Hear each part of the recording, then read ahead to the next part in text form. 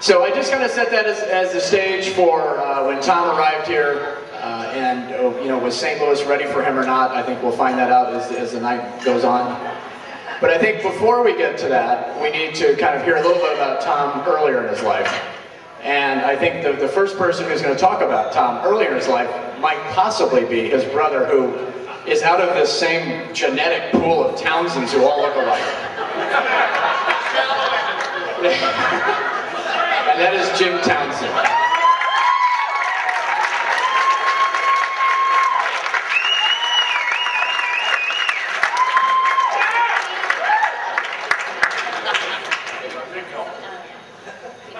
I don't know about the shallow into the pool. We didn't even make it into the pool, so we're still crawling towards the slime there. But I really appreciate the opportunity to come here and really to get some things off my chest, quite frankly. That's what the 50th anniversary and birthday type of things do, and I'm just sorry that my parents are here. You know, there was a time when you weren't going to be able to make it, and that was good, because I was going to say some things that you might not want to hear, and I don't mind Tom hearing it, he deserves this, but I'll tell you when to hold your ears, and please do that. But first, let me just get this out first and tell you that Tom is not really your son. And I know that's a shock. He doesn't really look like us. I mean, you know, he should have. But he attached himself to our family during a vacation. I don't know why you didn't know this. There's the Holiday Inn down at Cape Canaveral, and we went to see the Gemini shots. We were swimming in the pool, and he kind of came out of the shallow end. He gave the rest of us a bad name, you know. But there you go. But what I want to tell you, and I think this is important for the advertising community here, is that Tom developed this skill with, I guess what is probably what you need in the advertising world, which is telling a convincing story to manipulate somebody to go do something they normally wouldn't do. Tom started that at a very early age, and he was manipulating you guys, and he was manipulating us, and I just need to tell you. Sorry, Tom, I've kept this secret long. First of all, you know, he passed himself off as having asthma. You know? I don't know if you know this, but that's total crap. And I'll tell you what happened. This was back in Florida, really hot before the days of air conditioning. Tom had his own air conditioner in his room because of the asthma. There was no central air. I mean, we had fans. You would sleep on top of your bed with no clothes on because you'd sweat through the night. Not him, okay? All right. The second thing, I'm the oldest, okay? And I really wanted a big dog. I mean, the oldest should have, you know, something that they call their own, and I wanted a big dog.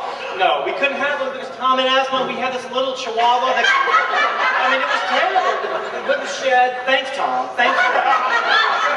And the third thing, we always had to go get him allergy shots. Do you remember that? Do you guys remember that? Sitting in the lobby for allergy shots at Doc Johnson's? Dr. Johnson's? Doc Johnson, okay? Doc Johnson. I tell you what, I don't know what was in those shots, but it wasn't allergy medicine. Well, it got worse, and you guys were absolutely snowed by this. You know, this band that he joined, the PTB. Do you really think they went out and played at school dances and that type of thing? Do you really think they went off to practice? No, they weren't. Drugs, women, alcohol. I'm not kidding, I'm not kidding. He was fooling us all. I was the roadie, remember? I had to carry all this stuff. As the oldest child, I was having to carry the stuff. It was terrible. But now, let me tell you something else, and I know that this is going to be a shock to you guys, but when we went off to Duke, and I'm so glad that your roommates are here. Roommates. You know, I went off to school first, by myself. I was up there, and Tom was still back in high school, and I escaped this wool being pulled over your eyes, and this whole scam that was going on. I felt really good about that. Tom shows up in my dorm the next year as a freshman. I couldn't believe it. You know what he did? You know, you thought he was up there studying? These guys, he was in a cult up on the 3rd floor. Fully worshiping Gene. Where's Gene? Where's Gene? Yeah, you remember that. he continued this trail of barbiturates and prostitutes. It was a terrible thing, and you got engaged in it as well. All I can say is I had enough of it after 4 years of school. And I luckily graduated a little earlier, okay, than you did. Made it up to Washington, tried to begin a new life away from scam and make-believe. Tom rolls into town, you know. Jim, I'm at National Airport. I've got 1 hour layover. I know I haven't seen you in 5 years. Why don't you come on by and I'll buy you a latte? I'm going, what is this? Where'd you get the money for latte? Well, he goes up to St. Louis where he continues his deception and his subterfuge on a massive scale. I mean, I can't believe, you people here, you haven't seen through this? It's absolutely incredible. Raise your hand if you're an advertiser. Raise your hand. Don't you understand? He has pulled the wool over your eyes too. I mean, this is something that I'm very concerned about. If our great advertising industry is so gullible, I mean, what does it say about us who read your advertising? I mean, this is a bad story. Final points, Tom, if that's your real name. Let me say something. You notice Tom's beard there? I mean, those who work with him, you must notice how often that beard changes. I mean, it's all kinds of styles. I mean, we only see him once a year.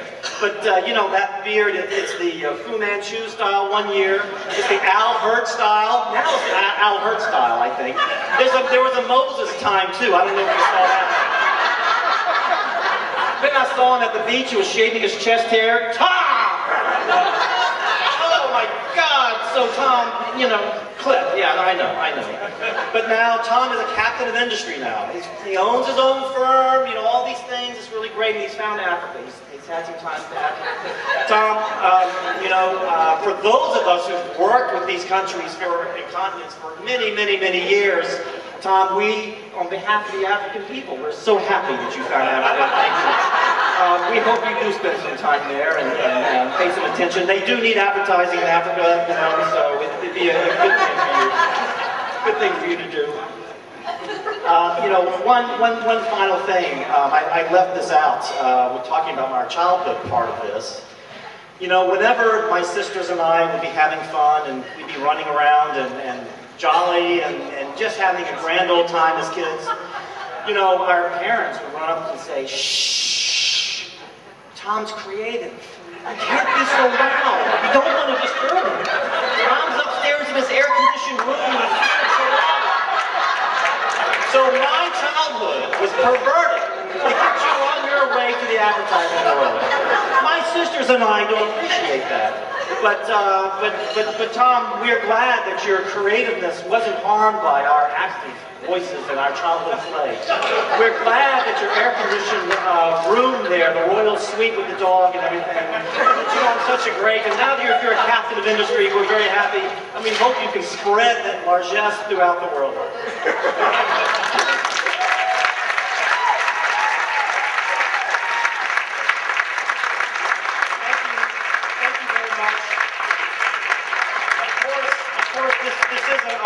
So I made up most of that, but not all of it. And if you want to know the stuff I didn't make up, come see me at that edge of the table.